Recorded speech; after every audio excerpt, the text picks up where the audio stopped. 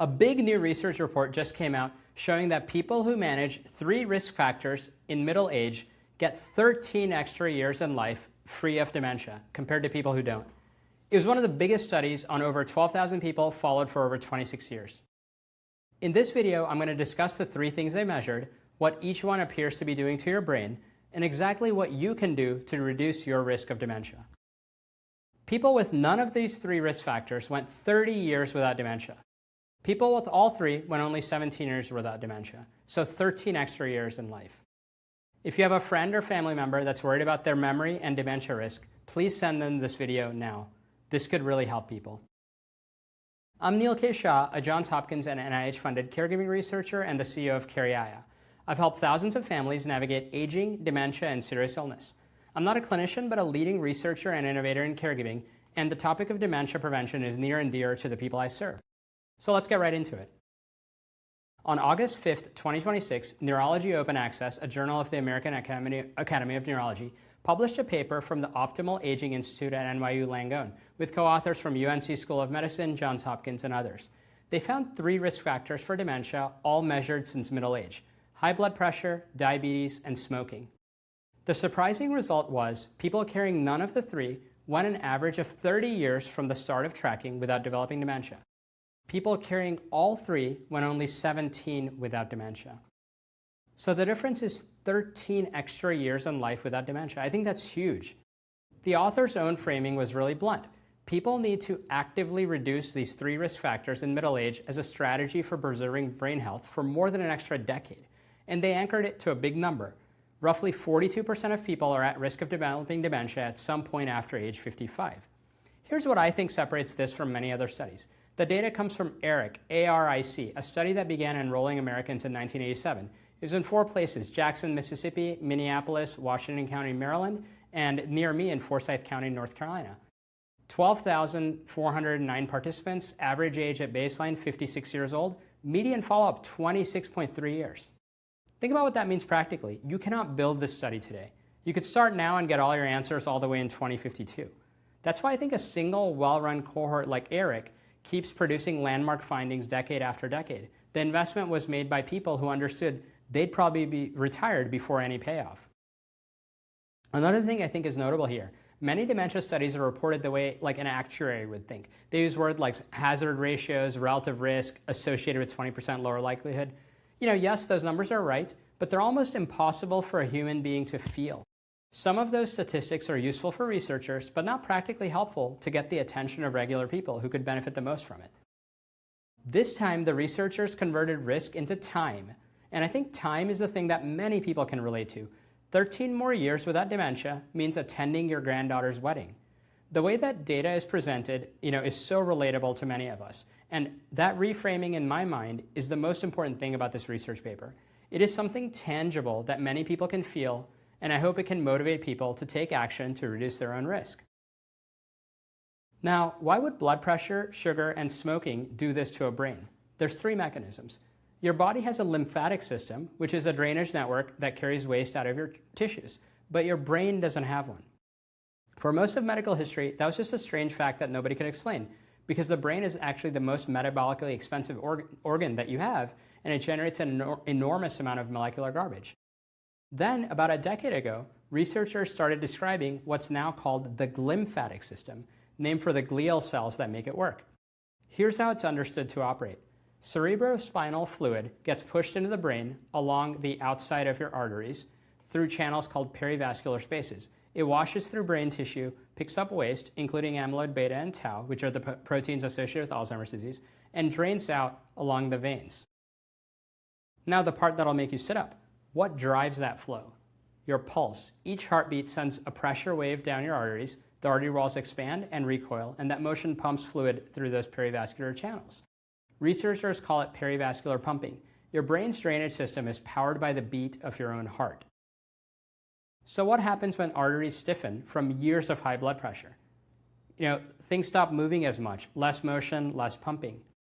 In a widely cited mouse study, acute hypertension increased arterial wall stiffness and reduced perivascular fluid flow by as much as 50%. I want to flag clearly that this is rodent data, not human data, so I'd hold the figure loosely, but the direction of the finding has been replicated across studies, and it gives you a coherent physical story. High blood pressure may not just be starving your brain of blood, it may actually be jamming the drain that clears the toxins. Second thing about that system, it runs the hardest when you're asleep. Glymphatic flow is highest in deep, slow-wave, non-REM sleep, and in animal studies, the space between the brain cells expands substantially during sleep, which lowers resistance and lets fluid move. Human studies have found that sleep deprivation and interrupted deep sleep are associated with higher amyloid levels in the brain. And hold that thought, because it means that untreated sleep apnea and uncontrolled blood pressure may be hitting the same machinery from two different directions. Now on to diabetes. Diabetes attacks the brain on at least three fronts, and the third one is genuinely strange.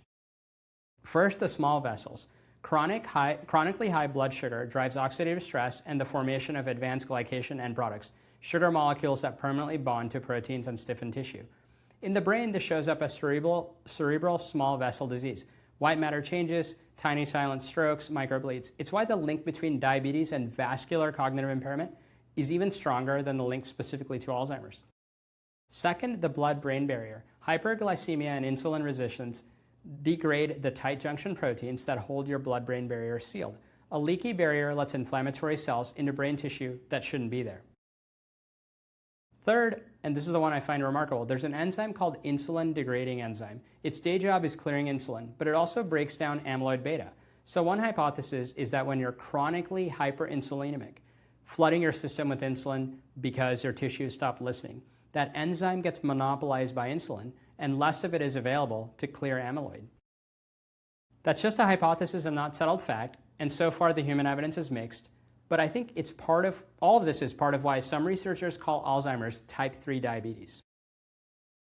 And notice how, the mechanism, 2 loops back to mechanism 1. Insulin resistance is also associated with arterial stiffening and with disruption of the same channels the glymphatic system depends on.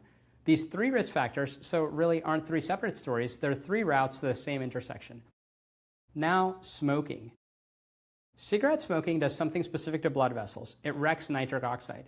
Nitric oxide is a signal that tells blood vessels to relax and open. Smoking impairs the enzyme that makes it, the endothelial nitric oxide synthase, while simultaneously flooding the system with oxygen radicals that destroy the nitric oxide that does get made. The result is chronic cerebral hypoperfusion, a brain that's running slightly starved of blood all day for decades. And there appears to be a vicious cycle in it. Reduced blood flow is associated with increased amyloid production, and amyloid deposition in vessel walls further reduces blood flow. In long-term mouse experiments, chronic cigarette smoke exposure produced exactly the cascade that you'd predict. Reactive oxygen species, reduced eNOS in small brain vessels and large perivascular spaces, blood-brain barrier leakage, amyloid and phosphorylated tau accumulation, and finally impaired learning and memory. But again, this was in mice. In humans, a study of over 10,000 people found that smoking predicted brain atrophy. And a finding that I want every smoker watching to hear clearly. Quitting smoking appears to stop further gray matter loss, but the brain does not regrow what it lost, which is an argument, I think, for quitting today rather than next year. It's never too late. Now, what if you have genetic risk factors for dementia? APOE4 is the best known genetic risk variant for Alzheimer's disease. So if dementia runs in your family, you may be worried thinking this is coming for me anyway. Interestingly, in this study, the association between these 3 midlife risk factors and dementia-free survival held consistently across APOE4 subgroups. So carrying the genetic risk factors did not erase the benefit from avoiding these 3 risk factors in midlife. And this isn't just one fluke or one analysis. In the US Pointer study, that was a randomized trial published in JAMA in July 2025, over 2,000 participants across 5 American sites, the cognitive benefits were likewise consistent across the genetic risk factors. 2 completely different study designs, both show the same signal. Even if you have genetic risk, if you address the modifiable risk factors, you can greatly reduce your risk of developing dementia. Now let's zoom out beyond this study. In 2024, the Lancet Commission on Dementia Prevention identified 14 modifiable risk factors: treating your hearing loss, managing blood pressure, reducing or quitting smoking, obesity, depression, and several others. Together, roughly 45% of global dementia cases they said are potentially preventable. This July, the World Health Organization released the 2nd edition of its own guidelines and landed on that same 45%. Quick historical note on how new all of this is. In April 1945, President Franklin Roosevelt died of a cerebral hemorrhage at age 63 with blood pressure of 300/90. That reading did not shock his doctors. In that era, high blood pressure was called essential hypertension, and essential meant what it sounds like. Physicians believed that rising pressure was how blood got forced through the stiffening arteries, and that lowering it was dangerous.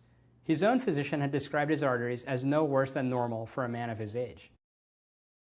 Think about that. That phrase risk factor did not even exist in medicine until a 1961 paper out of the Framingham Heart Study. Everything in this video descends from that sentence being written down.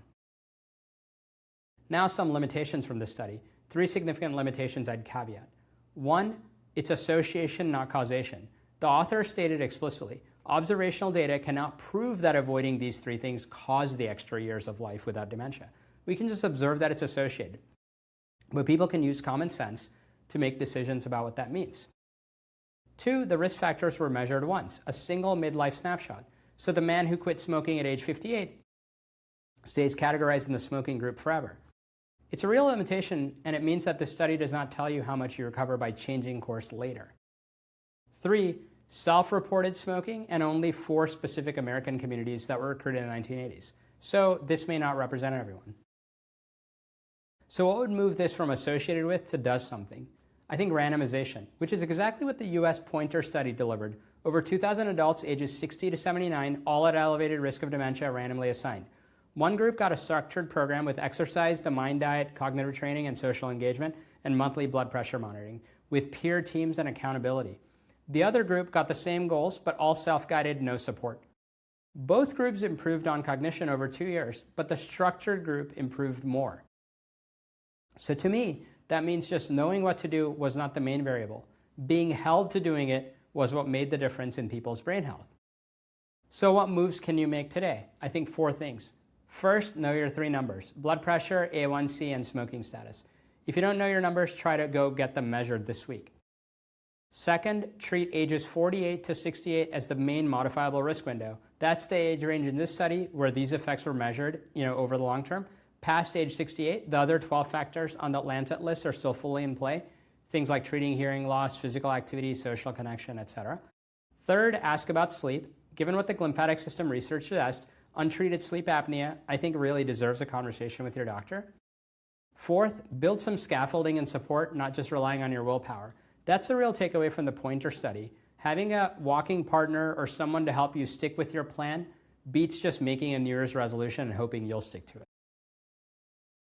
Critically, a word to the caregivers watching this, because I think you are the group least likely to have had your own blood pressure checked this year, and you may be the most at risk of developing dementia.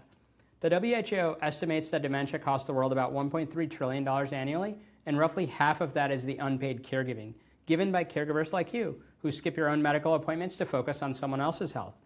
I think protecting your own health isn't selfish. If you don't take care of yourself, you won't be there to take care of your loved one. So think about this study. 3 decades ago, someone in their 50s in Jackson, Mississippi, sat down in a folding chair and let someone put a blood pressure cuff on their arm. Then they drove home. They had no idea that over 30-something years later, that 1 minute would let a researcher tell you that 3 numbers, if you can manage them well, are worth about 13 extra years of your life living with dementia. You get a minute like that too. It could be the next appointment you make. Please share this with one person out there who may be worried about their memory or their risk of getting dementia and hasn't had a physical in a while. I'm Neil K. Shah, and let's take care of each other. Thank you.